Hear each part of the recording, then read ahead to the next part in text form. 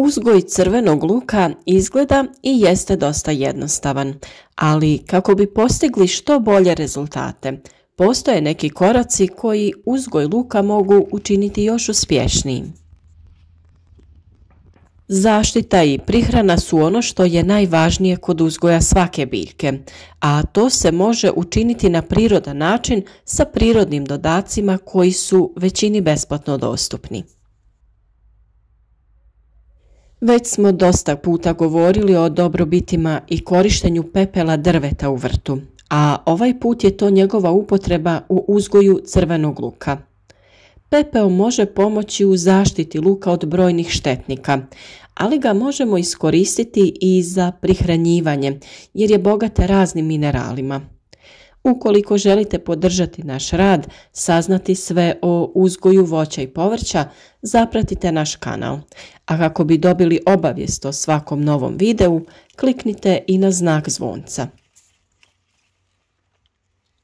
O sastavu i dobrobitima pepela smo već dosta govorili, a danas ćemo govoriti kako pepeo djeluje na uzgoj luka, njegovu kvalitetu, zdravlje glavica i ukupne prinose.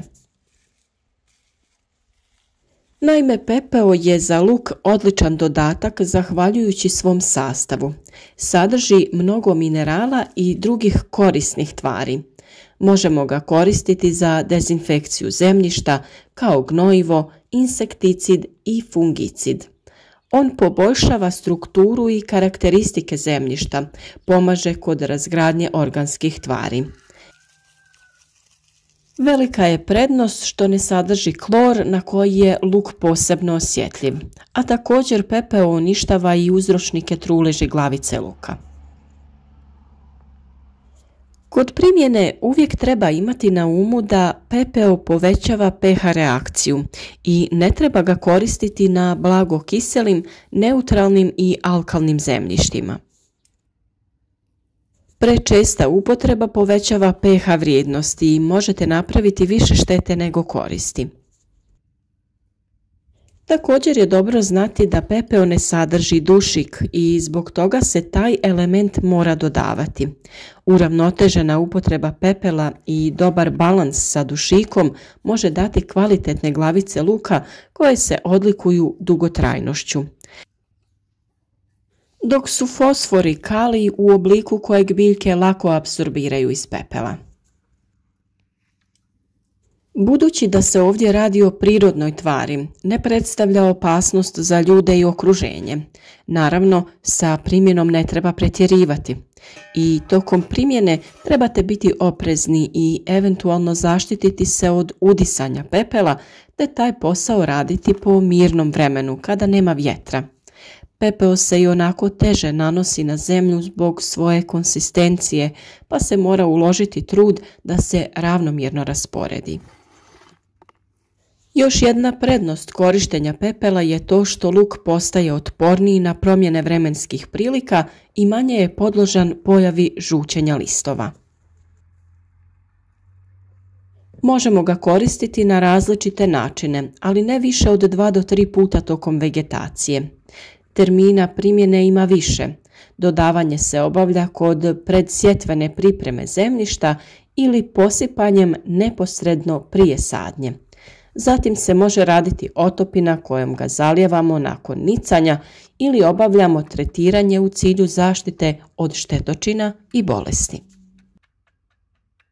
Najjednostavnija primjena je posipanje po površini tla. To se uvijek radi prije obilnog zalijevanja ili kiše. Na 1 kvadratni metar dovoljno je 1 šalica pepela. Prije sadnje može se posuti po pripremljenoj gredici i ravnomjerno rasporediti.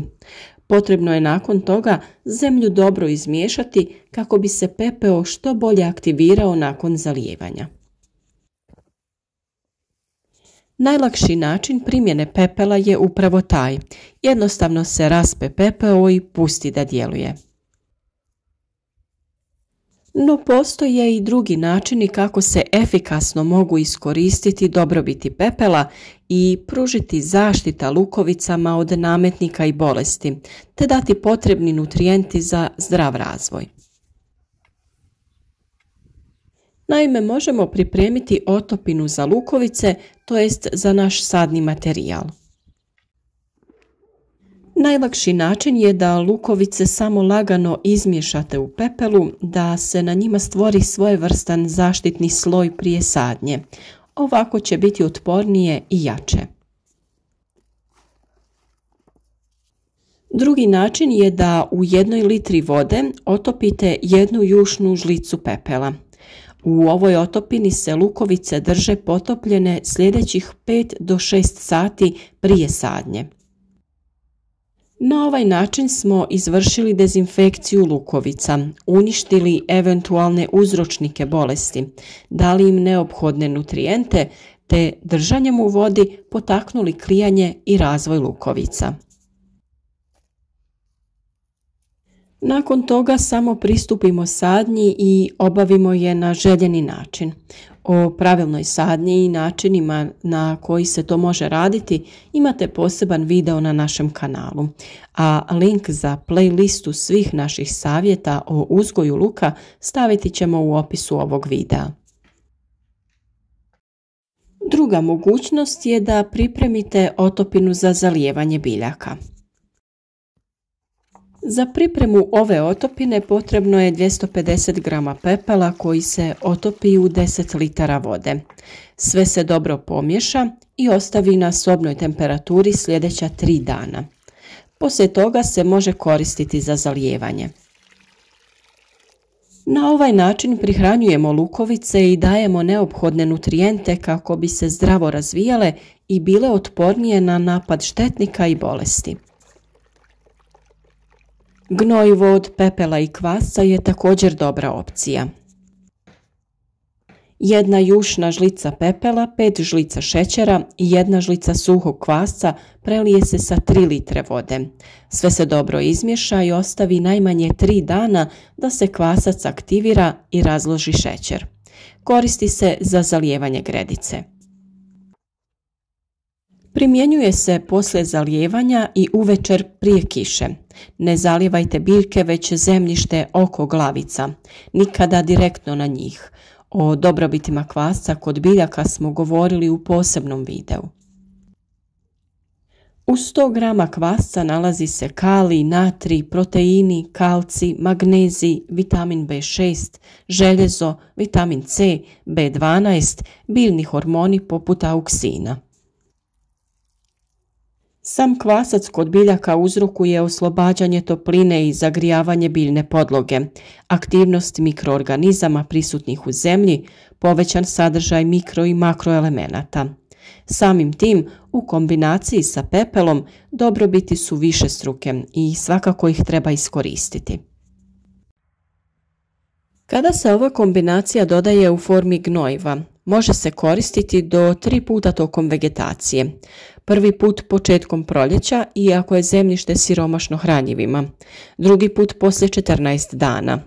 Značajno je i prihranu obavljati tokom ljeta kada se lukovice aktivno formiraju, jer će biljka usvojiti hranjiva kada su joj najpotrebnija.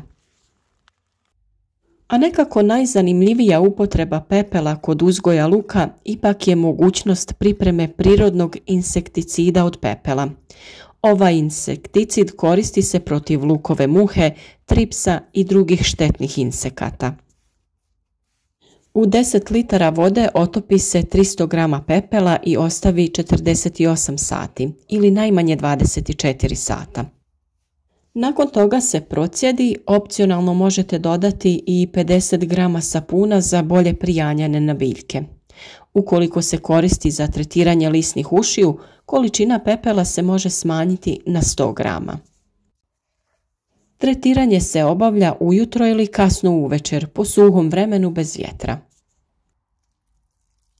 Temperaturna kolebanja, česte padavine, previsoke temperature nikako ne idu na ruku biljkama, a onda i povrtlarima.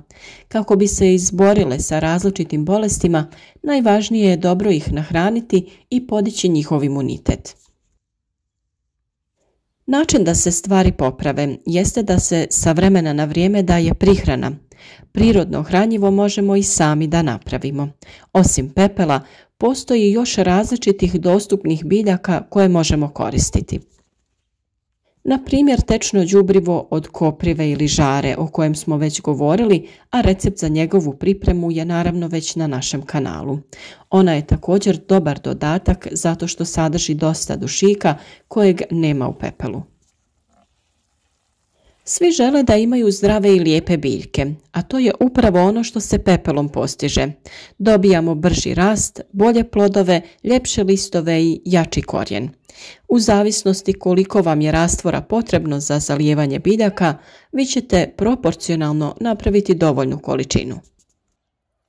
Ovo je jedan prirodan, a veoma učinkovit način za prihranu biljaka koji je pored svega ekonomičan.